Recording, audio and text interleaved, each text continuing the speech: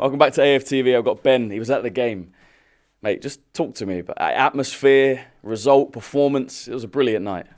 Yeah, well, first half, obviously, it was going into the end of the first half 0-0, so a bit subdued, thinking. I was worried going into that game. I was thinking, about Declan Rice, as everyone said, if you gave me a tier list of players that you could afford to lose, Declan Rice would be number one in terms of I wouldn't want to lose him. But 100%. How was the atmosphere before the game? Obviously, all fans knowing that. Could you kind of feel it in the stadium?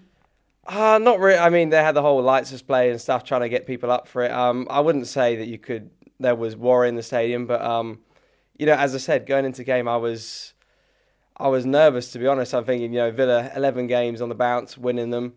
And without, who I would have as our best player this season, I was nervous. But obviously, look back on that, prove me wrong big time. And 3 points, and we're top of the league. And 100%. What else can you ask for? Yeah, first half and second half are very different. First half, it was close, bit of a kind of a boxing match at times. We played well first 10 minutes. They came into the game, we came back into it.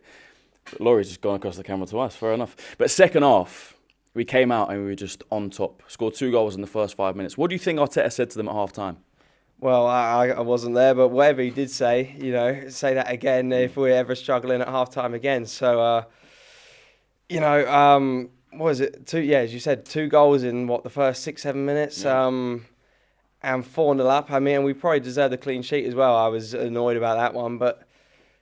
I don't know where that came from, but people have been saying we're due a resounding win, and you wouldn't have thought it would be against Aston Villa, who are 11 wins straight in all competitions, but that's where it came from. So. And the guy who stepped up, we've missed him so much, Big Gabby.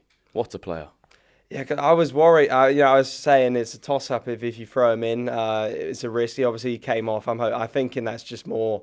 the game was done. He not felt something, but he was tired. Get him off and make sure he's okay. But he gets the first goal. He's commanding as always.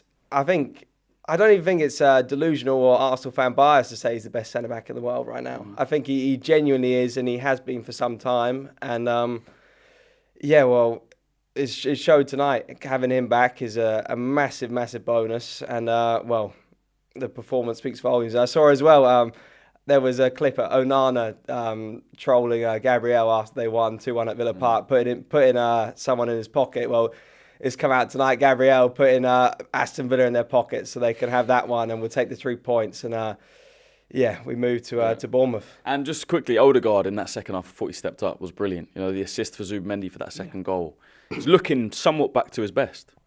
Yeah, as you said, I was going to pinpoint that one. That's the key moment, the assist for Zubimendi. It makes us from 1 goal up to 2 goal up. And then, I think from there, the game is, not quite done, but we're in a commanding position. And, it's down to that really, really great through ball from Odegaard to Zubimendi to 2-0 up. And at that point, I think, we put ourselves in a position where the game is... not quite done, especially considering we went on to score 2 more goals. I mean, even if you told most optimistic of Arsenal fans, 2-0 up, we'll go on to score 2 more. But I think he was great. Another captain's performance from Odegaard, and he's showing why he should be in the starting 11. For sure. And finally, halfway through the season, we're on 45 points, we're top of the league. How confident are you that we're going to win it? I think the team that I've never really been worried about Aston Villa, even as good as they've been. 11 straight wins, you can't dismiss that. And if they had beaten us tonight, you'd have to say that they're more than it. Even before beating Chelsea away, you have to say they're in it. But I was never mentally worried about Aston Villa. I think it's Man City that you've got to be worried about. Obviously, 5 points clear now. They've got to do their job against Sunderland. So I'll say 60 or 70% confident. 60%? 60. Well, I don't want to dismiss Man City. Okay, we've been burned by them before. 60 or 70% confident. But Erling Haaland, he's the one I'm worried about. And but as I always said, it's between us and Man City. I said before to people when they were talking about Aston Villa that I would bet my house on the fact that it's us or Man City that are going to lift this Premier League title. So, and hopefully it's going to be us. Oh, mate. Nice one.